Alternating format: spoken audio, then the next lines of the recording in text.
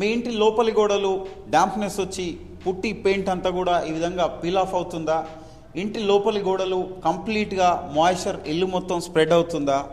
దీనికి కంప్లీట్ పరిష్కారం ఏ విధంగా చేసుకోవాలో మేము ఈ వీడియోలో మీకు క్లియర్గా చూపించబోతున్నాం. ఇంటి లోపల ఉండే internal wet areas, bathroom, balcony, wash area, utilities, వీటిల్లో మనం 24/7 కంప్లీట్గా వెట్ కండిషన్లో ఉంచుతాము. ఇక్కడ నుంచి వాటర్ ఫ్లోర్ లోపలికి పెనిట్రేట్ అయ్యి ఆ జాయింట్స్లో నుంచి మనకి స్ప్రెడ్ అయ్యి ఆ వాటర్ అనేది మన ఇంటి ఫ్లోరింగ్ కింది భాగంలో ఇల్లు మొత్తం స్ప్రెడ్ అవుతుంది. టైల్స్ కింద ఉన్న ఈ పోరస్ మెటీరియల్, డస్ట్ కావచ్చు, శాండ్ మెటీరియల్స్ కావచ్చు, ఇది వాటర్ని అక్రాస్ ది వాల్ స్ప్రెడ్ చేస్తుంది. ఈ యూటిలిటీస్ నుంచి కిందికి వెళ్ళిన వాటర్ ఇల్లు మొత్తం మన ఫ్లోరింగ్ కింద గ్రానైట్ టైల్ ఫ్లోరింగ్ కిందికి వాటర్ మొత్తం స్ప్రెడ్ అయిపోయి అక్రాస్ ది ఫ్లాట్ వాటర్ అన్ని ఏరియాస్లోకి వెళ్ళిపోతుంది. ఇక్కడ మనకి ఇంటి లోపల ఉన్న పార్టీషన్ బ్రిక్ వాల్స్, ఈ వాటర్ స్ప్రెడ్ అవుతున్నప్పుడు ఆ వాల్స్ పైకి క్యాపిలరీ యాక్షన్లో రైజ్ అవుతుంది వాటర్. దీన్ని ఏమంటామంటే రైజింగ్ డాంప్నెస్. ఇక్కడ మనకి వాల్కి వచ్చిన పుట్టి పెయింట్ని స్క్రేప్ చేసి దానికి మళ్ళీ XYZ మెటీరియల్స్ వేసి మళ్ళీ పుట్టి పెడుతుంటారు. That is the wrong method. ఈ ఏరియాలో వాటర్ స్ప్రెడ్ అవ్వడానికి సోర్స్ ఎక్కడుంది, ఆ సోర్స్ని కట్ చేయాలి. అది ఎక్కడి నుంచి స్టార్ట్ అయింది వాటర్? ఇంటర్నల్ వెట్ ఏరియాస్ మనకు bathroom, balcony, wash area and other utilities. ఇక్కడ ఫ్లోర్ టైల్ జాయింట్స్లో వాటర్ కిందికి పెనిట్రేట్ అయింది. ఈ జాయింట్స్ని ప్రాపర్గా ట్రీట్మెంట్ చేసుకోవాలి. ఈ జాయింట్స్ని కనుక మనము ప్రాపర్గా non shrink acid resistance epoxy grout, Fosroc Nitotile EPW grout, it is a 3 component epoxy grout. ఇది మనకి ఈ జాయింట్స్లో కనుక స్పేస్ లేకపోతే దీన్ని మనము 3 mm by 3 mm groove cut చేసి ఈ ఇపాక్సీ మెటీరియల్ని మనము ఈ జాయింట్స్లో కనుక ప్రాపర్గా ఇన్స్టాల్ చేస్తే వాటర్ స్ప్రెడ్ అనేది ఇక్కడితో ఆపొచ్చు. అట్ ద సేమ్ టైం మనకి బాత్రూంలో ఉన్న కార్నర్స్ కూడా ప్రాపర్గా ఈ విధంగా సీల్ చేసినట్లయితే వాటర్ స్ప్రెడ్ అనేది ఆగిపోతుంది. అండ్ ఇంకొకటి, మనకి వాటర్ ఫ్లో వెళ్ళే నానీ ట్రాప్స్, లోపలి భాగం చాలా పోరస్ మెటీరియల్ ఉంటుంది. వాటర్ లోపలికి వెళ్తున్నప్పుడు అవుట్లెట్ రిసీవ్ చేసుకునేటప్పుడు సైడ్ లోపల ఉన్న porous cement particles, porous sand particles వాటర్ని లాగేసి బాత్రూమ్ లోపల స్ప్రెడ్ అయ్యే అవకాశం ఉంటుంది.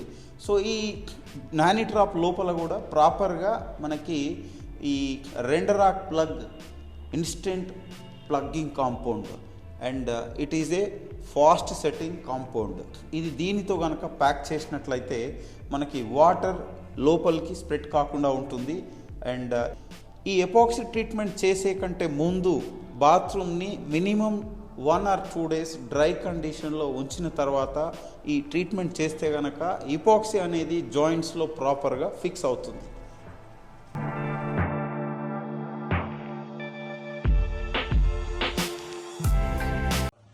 ఇప్పుడు ఈ ఫిట్టింగ్ కనబడుతుంది కదా, ఇప్పుడు మనకి ఈ నిప్పల్కి టైల్కి ఆల్మోస్ట్ ఒక 20 mm డిస్టెన్స్ గ్యాప్ ఉంది. సో ఇప్పుడు నేను ఈ డమ్మీ తీసి రేపు పొద్దున ఏం చేస్తే ఇక్కడ ట్యాప్ బిగించేస్తాను. ట్యాప్ బిగించేటప్పుడు ఇక్కడ స్టీల్ ఒక ప్లాన్ చేసి ఫుల్ టైట్ బిగిస్తా. ఇక్కడ ఫిట్టింగ్ లూజ్ కనెక్షన్ వల్ల లీక్ అయింది, ఒక్కొక్క డ్రాప్ లీక్ అయింది అనుకుందాం. ఆ వాటర్ ఎక్కడికి వెళ్తుంది? దీని వెనకాలకి వెళ్ళిపోతుంది. ఇంత గ్యాప్ ఉంది కదా. సో ఇప్పుడు నేనేం అడ్వైజ్ చేస్తున్నా అంటే మీకు, మీరు ఈ ఫిట్టింగ్ ఎక్కించే కంటే ముందు, ఎప్పుడైతే మీరు ఫైనల్ ఫిట్టింగ్ ఎక్కిస్తారో దానికంటే ముందు ఈ గ్యాప్ అంతా కూడా రౌండ్గా ప్యాక్ చేసుకోండి గ్రౌట్తో. SBR మనకి ఫాస్ట్రాక్లో నైట్రోటైల్ గ్రౌట్ అని ఉంటుంది, సిమెంటిషియస్ గ్రౌట్, దాన్ని SBR మిక్స్ చేసి ప్యాక్ చేయాలి రౌండ్గా. ప్యాక్ చేస్తే అప్పుడు వాటర్ ఈ కిందకి వెళ్లకుండా బయటకు గారుతాయి. సో బయటకు గారితే మనం ఇష్యూ నోటీస్ చేస్తాం. ఇది రౌండ్ ప్యాక్ చేస్తాం, ఇక్కడ వరకు మొత్తం ఫుల్ ప్యాక్ చేయకపోయినా అట్లీస్ట్ ఇది ఇప్పుడు ఈ ఏరియా ప్యాక్ చేసినప్పుడు ఏమవుతుంది, వాటర్ ఇమీడియట్గా బయటికి గారుతాయి.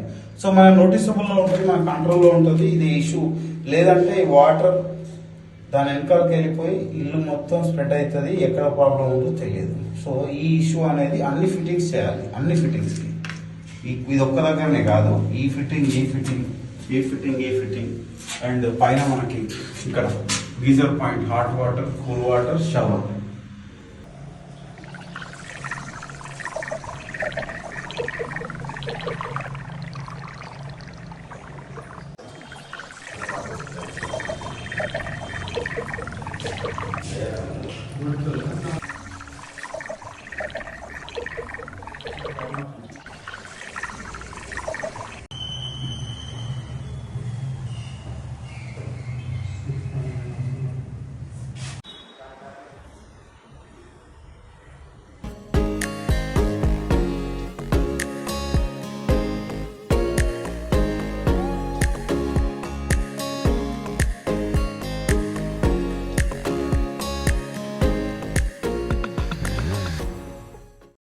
So internal hidden leakages, pipe fitting failures and utility line ఎక్కడైనా పంక్చర్ అవ్వడం, ఇలాంటివి మనం ఐడెంటిఫై చేయాలంటే దీనికి థర్మల్ స్కానింగ్, ఇంట్రారెడ్ కెమెరాతో థర్మల్ ఇమేజ్ స్కానింగ్ చేయడం జరుగుతుంది.